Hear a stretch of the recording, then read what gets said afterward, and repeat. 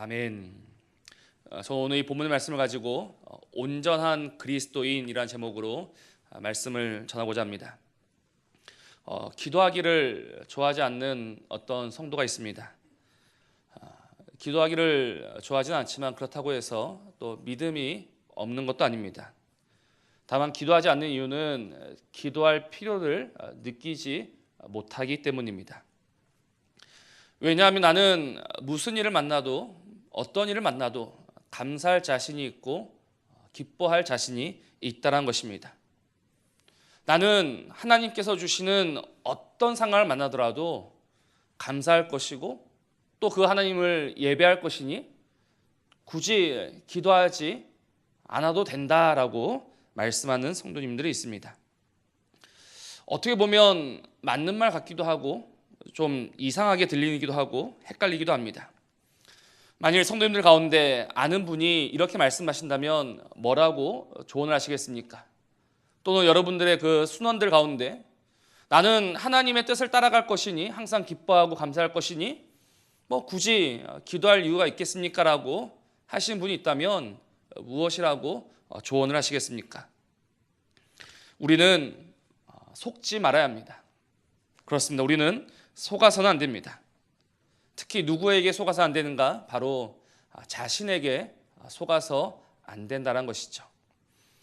스스로에게 속는 사람이 가장 어리석은 사람입니다. 나는 할 수 있어. 나는 무슨 일을 만나도 기뻐할 수 있고 감사할 수 있어라고 자신만만하지만 그러나 정말 그러한가? 머리로는 그렇게 할 수 있어라고 생각하지만 그러나 막상 그런 일을 당하고 보면 그렇게 하지 못하는 것이 오늘 우리의 모습이지 않습니까? 우리가 예수님을 믿으면서 늘 잊지 말아야 하는 것은 우리의 약함과 우리의 연약함과 우리의 부족함입니다. 얼마든지 잘할 것 같고 또 괜찮을 것 같지만 그렇지가 않습니다.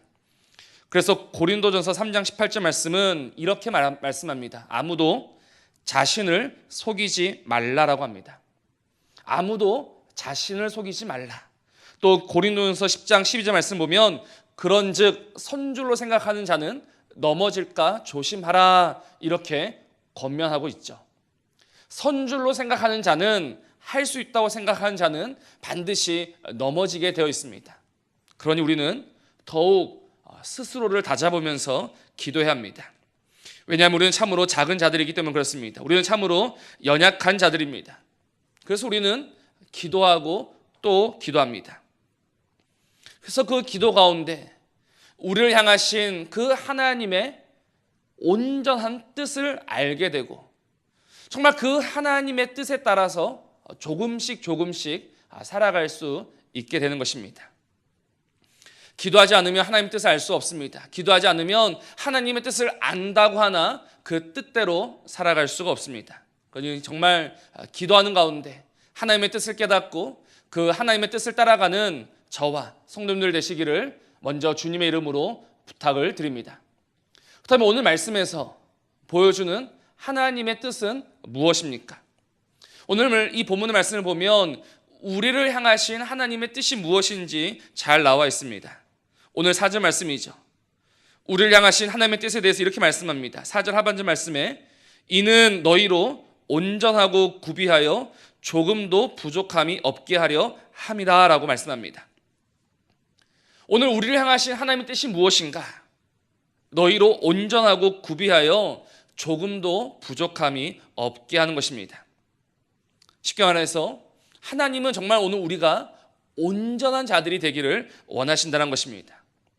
지금은 한없이 작아 보이고 때로는 너무나 초라해 보이는 인생이지만 그러나 하나님이 우리를 지명하여 부르신 이유는 오늘 우리를 온전한 자 되게 하시기 위해서 그래서 하나님을 닮고 하나님과 어울리며 하나님과 함께하는 자로 만들어 가시고자 우리를 부르셨다는 것입니다. 하나님이 우리를 부르신 것은 그저 잘 먹고 잘 사는 것이 아니라 오늘 우리 안에 하나님의 형상이 온전히 이루어짐으로 하나님과 교제하고 하나님을 즐거워하며 하나님과 함께 살아가는 바로 그 복된 인생으로 우리를 부르셨다라는 것입니다. 우리는 이 하나님의 뜻을 알아야 합니다. 우리는 우리를 향하신 이 하나님의 뜻을 알아야 합니다. 인생은 한번 왔다가 가는 것으로 끝나는 것이 아니라 그 영원이라는 시간 속에서 하나님을 즐거워하며 하나님과 더불어 먹고 마시며 즐거워하는 것이 우리 인생의 참된 이유요 존재 목적입니다. 사람들이 이 이유와 목적을 잃어버렸습니다. 그래서 그저 이 땅에서 잘 먹고 잘 사기만 바라고 있습니다. 그래서 주님이 우리에게 오셨습니다. 그 주님이 우리에게 오셔서 오늘도 우리의 마음문을 두드리시면서 나와 함께 먹자, 나와 함께 가자, 나와 함께 살자라고 우리를 부르고 계십니다. 요한계시록 3장 말씀에 볼지어다 내가 문 밖에 서서 두드리노니 누구든지 내 음성을 듣고 문을 열면 내가 그에게로 들어가 그와 더불어 먹고 그는 나와 더불어 먹으리라. 나와 함께 하자라고 우리를 부르고 계시죠. 우리가 어찌 이 주님을 모른다 할 수 있겠습니까? 우리가 어찌 이 주님을 외면하면서 살아갈 수 있겠습니까? 오늘도 말씀 가운데 우리에게 찾아와 우리를 부르시는 그 주의 음성 듣게 되기를 주님의 이름으로 소원합니다. 그래야지만 우리를 향하신 이 하나님의 음성을 들어야지만 우리가 무엇을 할 수 있는가? 오늘 야고보서 말씀을 보면 비로소 우리가 기쁨으로 살아갈 수 있다라고 이야기하고 있습니다. 오늘 우리를 향하신 이 하나님의 뜻을 알아야지만 우리는 기쁨으로 살아갈 수 있는 것입니다. 오늘 2절 말씀을 다시 한번 보시기 바랍니다. 2절 말씀에 내 형제들아 너희가 여러 가지 시험을 당하거든 온전히 기쁘게 여기라라고 합니다. 지금 야고보 사도는 흩어져 있는 12지파에게 문안하면서 제일 처음 무엇을 말하고 있는가? 기쁨을 요청하고 있습니다. 그들에게 지금 기쁨을 말하고 있습니다. 왜냐하면 지금 이 흩어져 있는 12지파는 도저히 기뻐할 수 없는 상황 속에 있음을 야고보 사도는 그 누구보다도 잘 알고 있었기 때문입니다. 비록 그들에게 가보지는 못했지만 그러나 여기저기에서 들려오는 이야기를 듣고 있노라면 그들이 어떻게 살아가고 있는지를 알 수 있습니다. 그들에게 어떤 아픔이 있는지를 알 수 있죠. 그래서 그 아픈 이야기를 듣고 야고보 사도는 가만히 있을 수가 없어 지금 편지를 보내는 것입니다. 다시 한번 그들이 믿음으로 말미암아 그 아픔과 그 고난과 시험 속에서 하나님이 주시는 기쁨으로 살아가고 그리고 정말 그들이 온전한 그리스도인 되기를 소원하면서 야고보 사도는 지금 이 편지를 보내고 있는 것입니다. 우리는 야고보 사도가 편지를 보냈다라는 사실을 통하여서 무엇을 알 수 있느냐? 그것은 지금 우리에게 필요한 것도 바로 말씀이다라는 것입니다. 지금 그들은 고난 속에서 말씀을 듣고 위로받는다면 지금 고난과 아픔 가운데 있는 우리도 무엇을 통해서 위로를 받아야 하는가? 바로 하나님의 말씀으로 위로를 받아야 한다는 것입니다. 오늘 우리의 현실 속에서 정말 우리의 이 아픈, 우리의 고달픈 삶 속에서 우리를 위로하고 우리를 세우며 우리를 살리는 것은 무엇인가? 그것은 바로 하나님의 말씀이라는 것입니다. 근데 한번 생각해 보십시오. 정말 우리가 바라는 것이 무엇입니까? 이 고난 속에서, 지금 이 아픔 속에서, 지금 이 답답한 현실 가운데 우리는 하나님께 무엇을 구하며 무엇을 바라고 있습니까? 정직하게 이야기해서 우리는 하나님에게 돈을 요구하고 있습니다. 우리는 일단 돈이 있어야 한다라고 굳게 믿고 있습니다. 무슨 일을 당해도, 어려운 일을 당해도 예수 의지합니다가 아니라 눈에 보이고 손에 잡히는 돈을 의지합니다.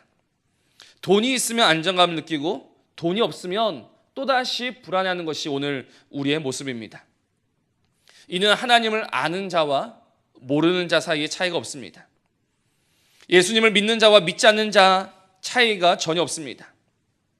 하나님을 알고 하나님을 믿는 자는 하나님이 돈을 주셔서 안정감을 느끼고 있는 것이고, 하나님을 모르는 자는 내 힘으로 열심히 살아서 돈을 벌어서 그 돈으로 안정감을 느끼고 있다는 것입니다.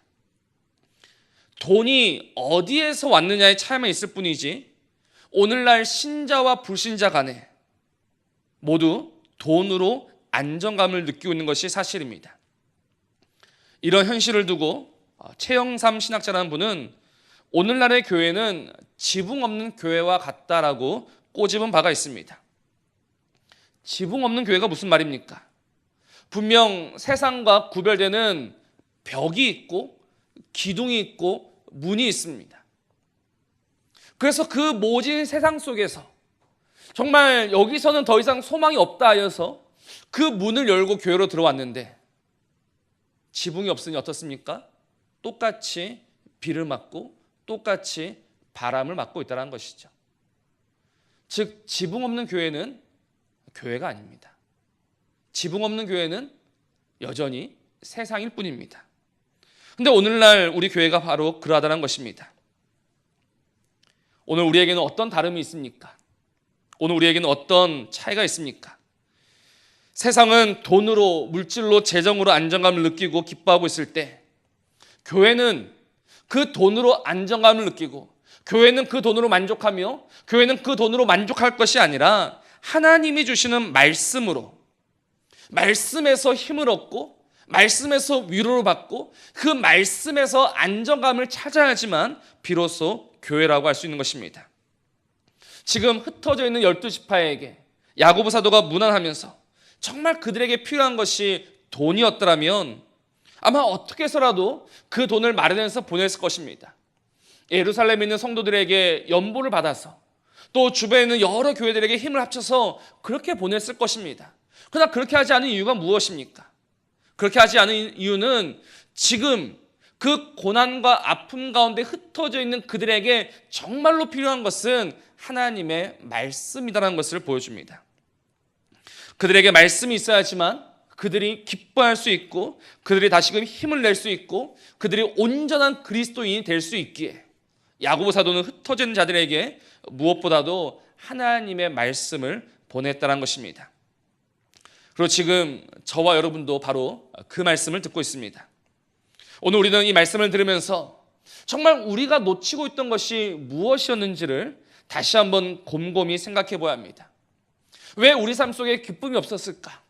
왜 감사가 없었을까? 왜 찬송이 없었을까? 그 이유는 우리의 물질이 부족해서가 아니라 오늘 우리의 삶 속에 바로 이 하나님의 말씀이 없었기 때문입니다. 오늘 우리는 다시 한번 말씀을 들어야 합니다. 그래야지만 그 말씀이 주는 힘과 위로 가운데 온전히 기뻐하며 살아갈 수 있는 것입니다. 자, 다시 2절로 돌아와서 지금 야고보 사도가 하는 말이 무엇입니까? 내 형제들아 너희가 여러 가지 시험을 당하거든 온전히 기쁘게 여기라 라고 말씀합니다. 지금 본문에서 밝히고 있듯이 우리의 삶에는 시험이 있습니다. 온갖 시험이 있습니다. 관계의 시험이 있고 물질의 시험이 있고 또 우리 안에 그 은밀한 시험도 있습니다. 또 이런 것뿐이겠습니까? 이 외에도 정말 많은 시험들이 오늘 우리의 삶을 찌르고 있습니다. 그래서 이 시험은 항상 우리를 힘들게 합니다. 그리고 아마 힘들지 않다면 시험은 시험이 아닐 것입니다. 그 시험은 정말 우리 주변에 있는 그 시험은 오늘 우리를 찌르고 있는 그 시험은 우리를 힘들게 하고 아프게 하고 어렵게 합니다. 근데 문제는 무엇입니까? 그 아프고 어려운 시험 가운데 정말 하나님을 믿고 하나님을 아는 사람은 기뻐해야 한다는 것입니다. 그것도 온전히 기쁘게 여겨라라고 합니다. 정말 기쁜 척을 하는 것이 아니라 온전히 기뻐하라고 합니다. 그런데 이게 말이 쉽지 정말 그 아픔 가운데 기뻐하며 살아가는 것은요 너무나도 어렵습니다. 아무리 기쁘게 살아가고 싶지만 힘들고 어려운데 어떻게 웃을 수가 있습니까? 기뻐하는 것은 단순히 내 의지로 해결할 수 있는 문제가 아닙니다. 내 마음먹기에 달려있는 문제가 아니란 것입니다. 아픈데 힘든데 억지로 웃는 것만큼 정말 비참하고 슬픈 일은 없을 것입니다. 근데 왜 지금 야고보 사도는 그 아픔과 고난과 시험 가운데 있는 그들에게 기뻐하라라고 말하고 있을까요? 그것은 그 시험 속에 우리가 기뻐할 만한 이유가 있다라는 것이죠. 정말 아무런 이유 없이 기뻐하라는 것이 아니라 정말 그 시험 속에서 여러분들이 기뻐할 만한 그런 이유가 있다는 것입니다. 그 이유가 무엇입니까? 그 이유가 오늘 3절에 나오죠. 이는 너희 믿음의 시련이 인내를 만들어내는 줄 너희가 압니다 라고 말씀합니다. 우리가 기뻐할 이유는 이제 정말 그 시험을 통해서 우리가 모르는 것이 아니라 우리가 알게 되기에 그렇다는 것입니다. 우리가 시험을 통하여서 우리가 알게 되고 깨닫게 되는 것이 있으니 기뻐할 만하다는 것입니다. 정말 아무것도 모르면 너무나도 고통스럽습니다. 욥이 심각한 고난을 당했죠. 근데 욥이 제일 힘들었던 것이 무엇입니까? 가족을 잃은 것입니까? 건강을 잃은 것입니까? 재산을 잃은 것입니까? 그렇지 않습니다. 욥이 제일 힘들었던 것은 자신이 당하고 있는 그 고난의 이유를 모른다라는 것입니다. 하나님이 욥에게 귀띔이라도 해주었으면 욥은 얼마든지 더 참고 견뎠을 것입니다. 그런데 그는 아무런 이유를 모릅니다. 하나님도 철저히 침묵하시죠. 그러니 힘들고 어렵고 아팠던 것입니다.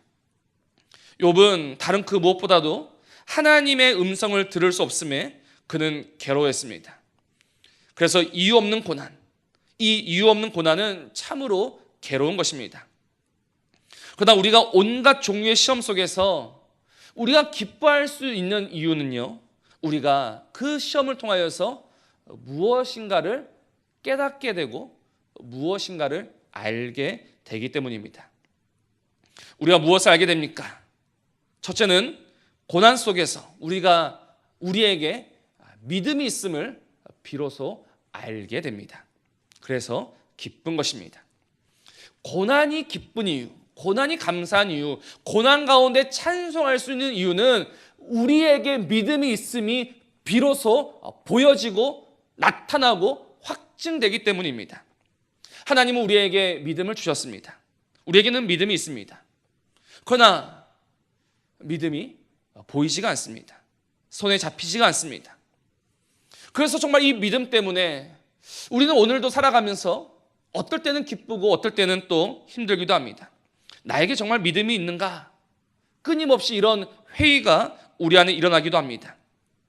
이 믿음이 있어야 정말 믿음으로 말미암아 하나님이 주시는 모든 좋은 것을 받아 감사하며 누리며 살아가게 되는데, 그러나 살면 살수록 보이는 것이 없고 잡히는 것이 없습니다.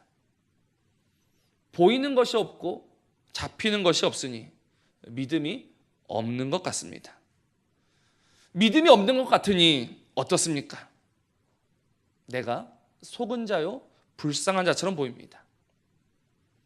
정말 이 믿음 때문에 살아가고 있는데 이 믿음 때문에 백전백패하고 날마다 넘어지고 날마다 쓰러지고 날마다 아파하니 정말 나에게 믿음이 있는 것인가? 그리고 그때 하필 그 믿음 없는 자들의 형통이 눈에 들어오고 하나님을 모르는 자들의 성공이 눈에 들어옵니다. 이런 현실 속에서 우리는 나는 속은 자요, 나는 불쌍한 자요, 나는 망한 자라는 생각이 우리에게 스물스물 들어오게 됩니다.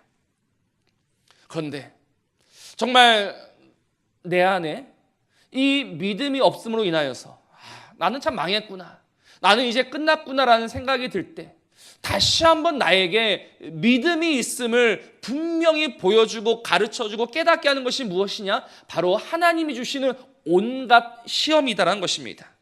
우리는 그 시험을 통하여서 비로소 내 안에 그래도 내 안에는 믿음이 있구나라고 분명히 확인하게 되는 것입니다. 시험은 말 그대로 아픔입니다. 고난입니다. 시험은 우리의 삶이 부서지는 것이고 깨지는 것입니다.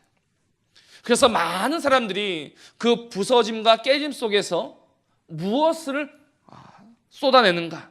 원망과 불평과 시기와 저주, 이런 것들을 쏟아냅니다. 인생들은 깨지면서 하나 다름없이 그 모든 악한 것들을 쏟아냅니다. 신자들도 비슷합니다. 신자들도 고난 가운데, 깨짐 가운데 우리 안에 있는 모든 그 말도 안 되는 어리석은 것들이, 악한 것들이 나오게 됩니다. 원망이 있고 불평이 나옵니다. 그러나 그 가운데 구별되는 것이 무엇이냐면 오늘 우리 안에 믿음이 있음으로 말미암아 오늘 우리가 깨지고 오늘 우리가 부서졌을 때 원망과 불평만 나오는 것이 아니라 그 깊숙한 곳에서 나도 모르게 감사가 나오고 찬송이 나온다는 것입니다. 어떻게 감사가 나올 수 있고 찬송이 나올 수 있습니까? 그것은 우리 안에 다른 그 무엇이 아니라 하나님이 주신 믿음이 있기 때문이란 것이죠. 나는 지금 분명 시험 가운데 있습니다. 나는 분명 지금 고난 가운데 있습니다. 그러나 이 아픔과 눈물 속에서 나를 능히 건져내실 하나님을 신뢰함으로 오늘 우리 안에는 감사와 기쁨이 나오게 되는 것입니다. 그리고 그 기쁨과 감사 속에서 무엇을 알게 되는가? 나에게 진짜 믿음이 있음을 확인하게 됩니다. 이 시험이 없을 때에는 나는 믿음이 없는 것 같고 하나님도 없는 것 같고 그래서 내가 망한 자요, 속은 자요, 불쌍한 자처럼 보였으나 그러나 정말 이 시험 가운데 하나님이 살아계시고 그 하나님이 나에게 믿음을 주셨으며 그 믿음 가운데 소망을 주셨으니 나는 기쁨으로 살아갈 수가 있다는 것이죠. 그러니 시험을 당하거든 온전히 기뻐하시길 바랍니다.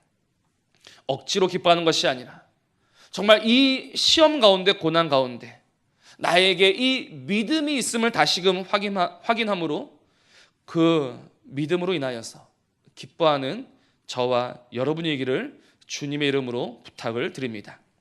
그래서 우리에게 정말 시험이 필요합니다. 그래서 정말 오늘 우리에게 아픔이 필요합니다. 그 아픔 속에서, 그 시련 속에서, 그 눈물 속에서 그래도 나에게 이 믿음이 있고 믿음을 주신 하나님으로 살아갈 수 있음에 우리는 오늘도 감사하며 살아가는 것입니다. 또 두 번째로 우리가 그 시험 속에서 시험 가운데 기뻐할 이유가 무엇입니까? 앞서 말씀드린 것처럼 오늘 우리에게 믿음이 있음을 알게 되었습니다. 근데 이 믿음은 어떤 믿음인가? 이 믿음은 우리에게 소망이 있음을 알려주는 믿음입니다.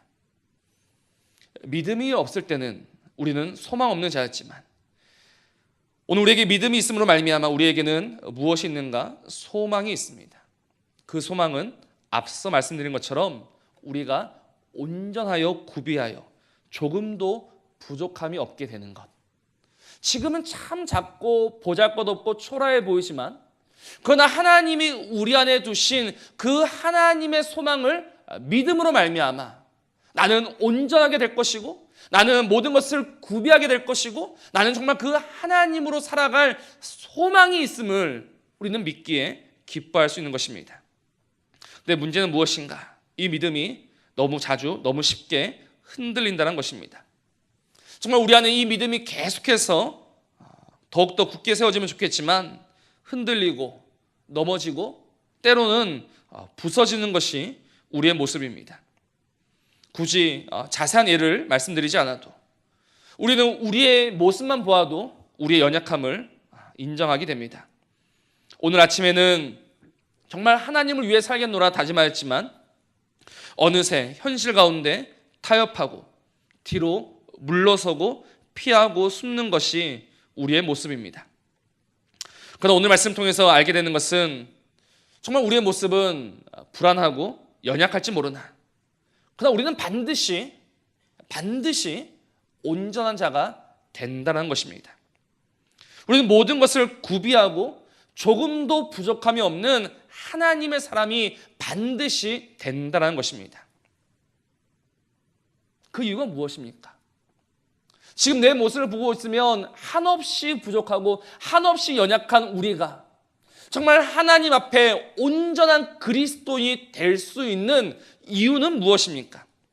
그것은 우리에게 이 소망을 주신 하나님이 또한 그 소망을 이루실 줄로 믿기 때문입니다. 오늘 우리가 온전한 자가 되는 것은 내 열심과 내 노력과 내 의지로 되는 것이 아니라 하나님의 의지이며 하나님의 결정이며 하나님의 뜻하심입니다. 오늘 이 3절과 4절에 나오는 인내라는 것은 단순히 우리의 결심과 우리의 의지를 말하지 않습니다. 이 인내가 단순히 우리의 의지를 말할 것 같으면 기뻐할 이유가 없습니다. 물론 장차올 영광을 생각하면서 인내할 수는 있겠지만 그러나 그렇게 인내가 달갑지 않은 것은 사실입니다. 그러나 오늘 본문에서 말하는 것은 무엇입니까? 시험 가운데 정말 우리가 믿음이 있음을 알게 되고 그 믿음의 실현이 인내를 우리 안에 믿음의 그 인내의 역사로 말미암아 우리가 온전케 된다는 것입니다. 우리가 알아야 될 것은 이 인내가 우리 안에서 역사한다는 것입니다. 이것이 4절에서 말하는 바죠. 오늘 4절 말씀을 보시면 인내를 온전히 이루라. 근데 이 말씀 가운데 굉장히 중요한 단어 하나가 빠져 있습니다. 우리말 성경에는 인내를 온전히 이루라 이렇게 되어 있습니다. 근데 우리말은 세 단어이지만 헬라어 원어 성경을 보면 단어가 4개 있습니다. 인내와 역사, 온전히 이루다. 그래서 4절의 정확한 번역은 인내의 역사를 온전히 이루라입니다. 인내의 역사가 무엇인가? 그것은 인내가 일한다라는 것입니다. 오늘 우리 안에 정말 그 믿음의 실현 가운데 무엇이 일하고 무엇이 역사하고 있는가? 인내가 역사하고 있고 인내가 일하고 있다는 것입니다. 이 인내 역사가 무엇일까요? 바로 하나님이 일하신다는 것입니다. 이에 대한 조언회가 빌립보서 1장 6절에 나옵니다. 너희 안에서 착한 일을 시작하신 이가 그리스도 예수의 날까지 이루실 줄을 우리는 확신한다라고 합니다. 우리가 무엇을 믿는가? 우리는 우리를 믿지 않습니다. 우리는 우리 자신의 의지를 믿지 않습니다. 우리는 날마다 우리 자신을 의심합니다. 그러나 우리가 믿는 바는 무엇인가? 우리 안에 착한 일을 시작하신 그 분이 그 일을 이루실 줄을 믿는다는 것입니다. 우리 안에 믿음을 주셨고 그 믿음으로 소망이 있음을 알게 하신 그 분이 오늘 우리의 소망을 이루어 가실 줄을 우리는 알고 믿는다는 것입니다. 여기서 그분이 우리를 정말 그 소망으로 이끌어 가시는 모든 과정을 인내가 일한다. 인내의 역사라고 부르는 것이죠. 그러니 오늘 우리가 온전케 된다는 것은 우리의 결단으로 되는 것이 아니라 하나님의 인내로 되는 것입니다.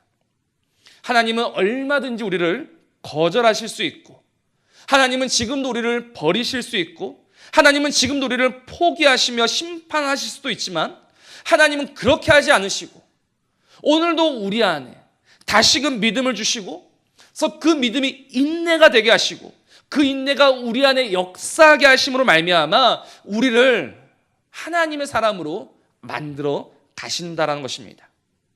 그래서 기쁜 것입니다.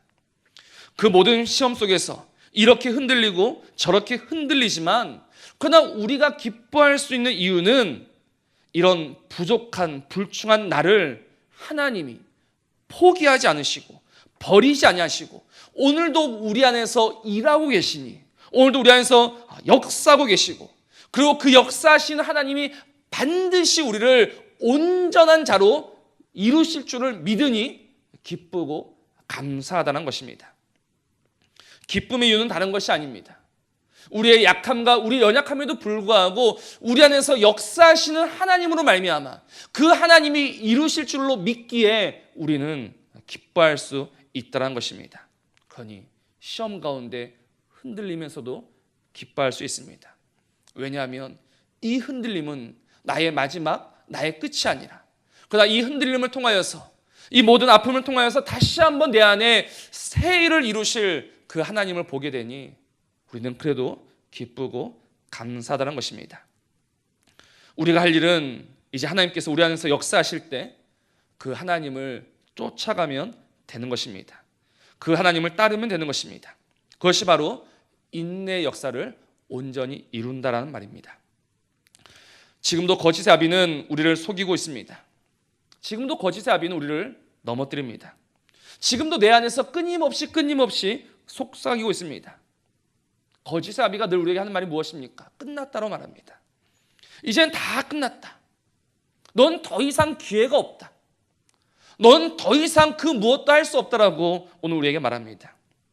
그러나 그때 우리가 할 일은 우리 안에서 역사하는 그 인내의 역사를 따라서 그 거짓을 거절하고 다시금 이 말씀에 소망을 두고 그 말씀을 따라가는 것입니다. 그러면 주께서 반드시 이루실 것이니, 주께서 우리를 온전케 하실 것이니, 우리는 절망 가운데서도 고난 가운데서도 그 아픔, 시련, 눈물 속에서도 기뻐할 수 있는 것이죠. 지금 스스로에게 이렇게 한번 물어보시기 바랍니다. 내가 정말 온전한 그리스도인이 될 수 있을까? 내가 정말 온전하여지고 모든 것을 갖추고 정말 부족함이 없는 하나님의 사람이 될 수 있을까?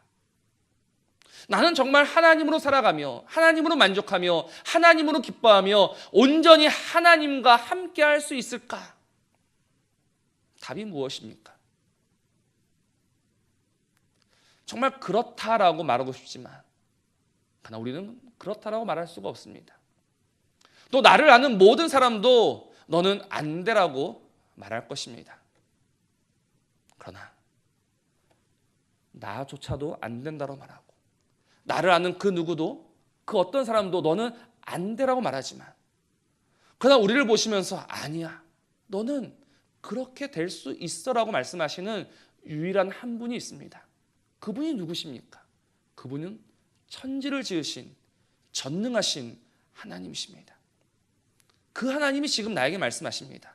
내가 너를 나의 사람으로 만들 것이다. 그래서 우리에게 먼저 믿음을 주셨고 또 정말 오랜 인내를 통하여서 그가 우리를 연단하여 가실 것입니다. 그래서 지금 내가 겪는 이 시험, 이 아픔은 나의 마지막이 아니라 하나님의 역사를 이루어가는 중간 과정입니다. 그러니 여기서 끝났다라고 하지 마시고 여기서 포기하지 마시고 정말 이 모든 시험과 아픔 그 너머에 있는 그 온전케 됨을 바라보며 다시금 기뻐함으로 살아가는 저와 여러분이기를 주님의 이름으로 부탁을 드립니다. 사랑하는 성도 여러분, 이 모든 일은 우리가 시작한 일이 아니라 하나님이 시작하신 일입니다. 그리고 하나님이 능히 이루실 일입니다. 하나님이 시작하셨고 하나님이 이루실 것이니 누가 그를 막을 수 있으며 누가 그를 멈춰 세울 수 있겠습니까? 그 누구도 우리 주를 막을 수 없고 그 누구도 우리 주를 멈출 수가 없습니다. 이제 우리가 할 일은 그 주를 따라가는 것입니다. 그분의 역사하심을 따라가면 온전하고 구비하여 조금도 부족함이 없게 되는 줄로 믿으시고 오늘도 그 주를 쫓아가는 그 주를 따라가는 저와 여러분이기를 주님의 이름으로 부탁을 드립니다. 그래서 무엇이 필요한가? 기도가 필요하고 말씀이 필요한 것입니다. 말씀은 우리의 이 어둡고 답답한 현실 속에서 소망이 있음을 보여줍니다. 말씀을 통해서 깨닫게 되는 것은 정말 길이요 진리요 생명이신 그 주로 말미암아 소망이 있음을 우리는 보게 됩니다. 그리고 기도는 무엇입니까? 그렇게 말씀으로 깨닫게 된 소망으로 나아가게 하는 것이 기도입니다. 기도하지 않으면서 그 말씀의 길을 걸어갈 수 있다라고 우리는 할 수 없습니다. 하나님이 보여주신 그 소망으로 나아가는 길은 우리의 힘으로 가는 길이 아니라 우리의 의지로 가는 길이 아니라 정말 우리의 기도 가운데 우리의 그 눈물 가운데 아픔 가운데 걸어갈 수 있게 되는 것입니다. 그래도 감사한 것은 그 길을 걸으면 걸을수록 우리 주님은 우리에게 힘을 더하여 주신다는 것이죠. 우리의 연약함과 우리의 부족함을 아시고 우리가 감당치 못할 시험 만날 때에는 피할 길을 열어주시면서 그렇게 지금도 우리를 응원하여 주고 계십니다. 메마른 땅을 걸어갈 때에는 반석에서 물을 내어주시고 위험한 곳을 지날 때면 주의 손으로 덮어 보호하여 주시고 그렇게 우리를 온전케 하실 것입니다. 그러니 지금 이 시험과 고난 때문에 너무 많이 아파하지 마시고 포기하지 마시고 좌절하지 마시고 다시금 믿음 가운데 이 소망의 길을 걸어가 하나님이 약속하신 그 온전함에 참여하는 저와 여러분들의 삶이 되기를 주님의 이름으로 부탁드립니다.